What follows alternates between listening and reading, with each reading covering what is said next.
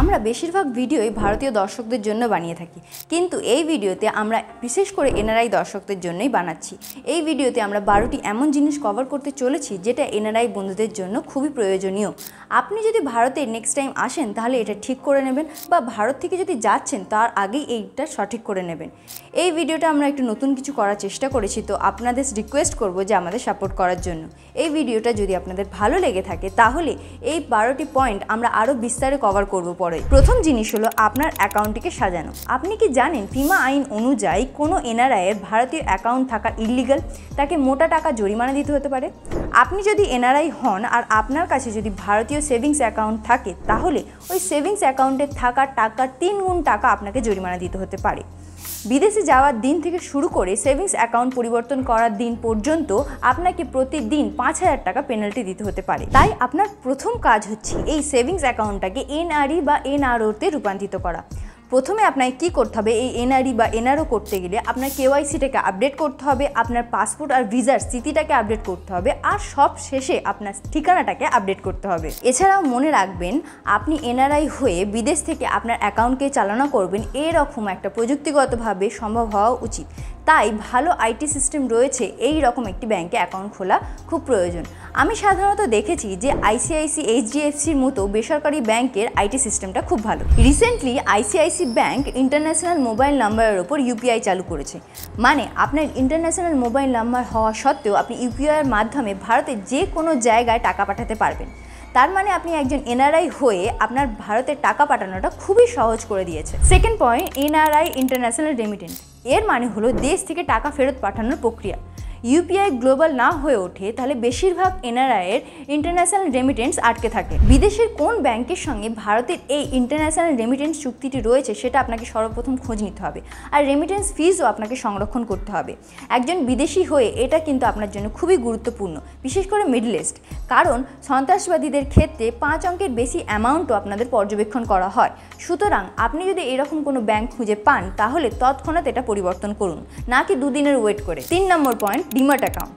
Residency saving অ্যাকাউন্টের মতোই demat account কিন্তু আপনি রাখতে পারবেন না, এটা ফিমা আইনের বিরুদ্ধে। ডিমাট অ্যাকাউন্ট রাখার জন্য আপনাকে এনআরই খুলতে হবে সর্বপ্রথম, আর এনআরই খোলার পর আপনাকে মনে রাখতে হবে আপনি কিন্তু কোনো রকম ট্রেডিং করতে পারবেন না।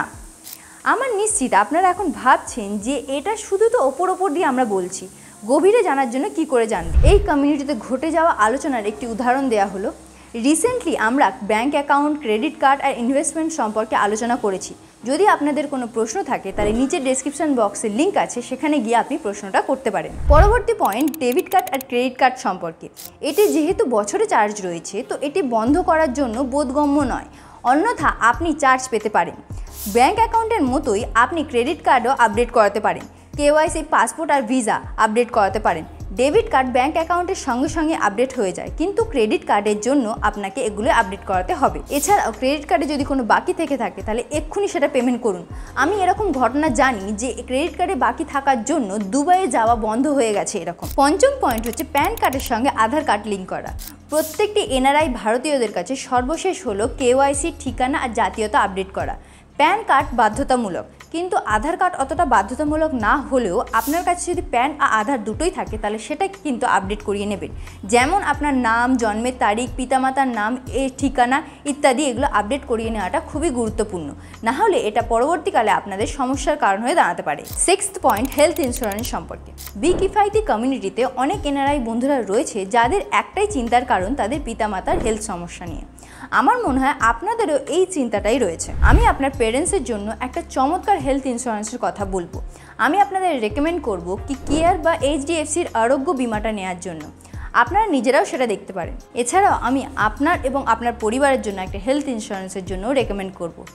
আমার মনে হয় আপনি দেশের যে কোনো জায়গায় থাকুন না কেন মেডিকেল কভার কিন্তু প্রয়োজনীয়। ভবিষ্যতে যদি আপনি ভারতে ফেরত আসার পরিকল্পনা করেন তাহলে এই ইন্স্যুরেন্সটা আপনার কিন্তু কাজে লাগবে। আর মনে রাখবেন, ইন্স্যুরেন্স কিন্তু একটা এজের পরই বন্ধ হয়ে যায়। সপ্তম পয়েন্ট হচ্ছে ইনভেস্টমেন্ট সম্পর্কে। ধরুন আপনি ভারতে কাজ করতেন আর রিসেন্টলি আপনি মাইগ্রেন্ট করে বিদেশে গেছেন, তাহলে আপনার প্রভিডেন্ট ফান্ড অ্যাকাউন্টটা নেক্সট ভিজিটে এসে বন্ধ করে দেবেন। তা না হলে আপনি পিএফ অ্যাকাউন্টটাকে 3 বছরের মধ্যেই টাকাটা তুলে নেবেন। তা না হলে আপনার এই অ্যাকাউন্টটা কিন্তু বন্ধ হয়ে যাবে।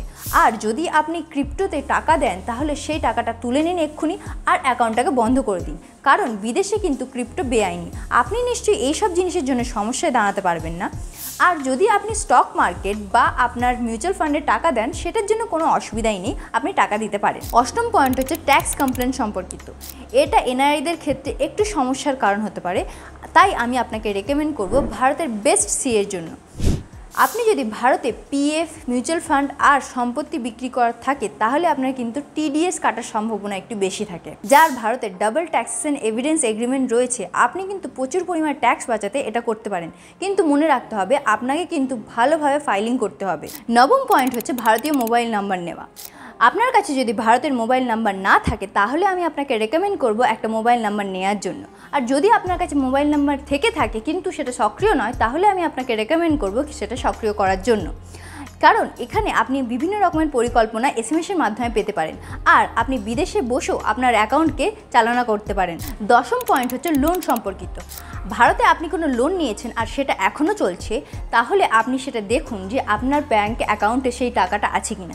এনআরই আর এনআরওর মাধ্যমে আপনি কিন্তু এই লোনটা ঠিকমতোভাবে পেমেন্ট করতে পারেন। যদি আপনার লোন কমপ্লিট হয়ে থাকে তাহলে আপনি ব্যাঙ্কে গিয়ে একটা নো ডিউ সার্টিফিকেট তুলবেন, সেখানে আপনার লেখা থাকবে যে আপনার পুরো লোন কমপ্লিট হয়ে গেছে, এরপরে আপনি আর ব্যাঙ্কে কোনো রকম টাকা দেবেন না।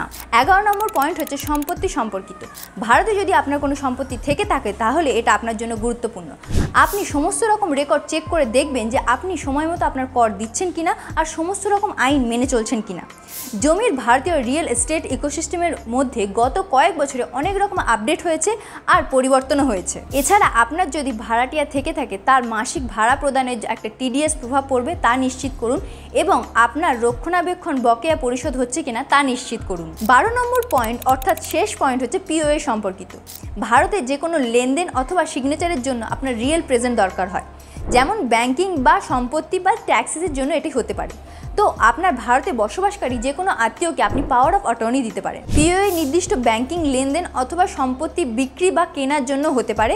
এছাড়াও পিওএ চুক্তি অনুযায়ী বিভিন্ন রকমের হতে পারে। আপনারা দেখতেই পাচ্ছেন আমরা কিছু গুরুত্বপূর্ণ বিষয়ের ওপর লক্ষ্য করেছি। আপনাদের যদি এই বিষয়ের ওপর কোনো প্রশ্ন থেকে থাকে তাহলে নিচে ডেসক্রিপশন বক্সে বেকিফাayati কমিউনিটিকে জয়েন করুন আর আপনাদের প্রশ্ন শেয়ার করুন।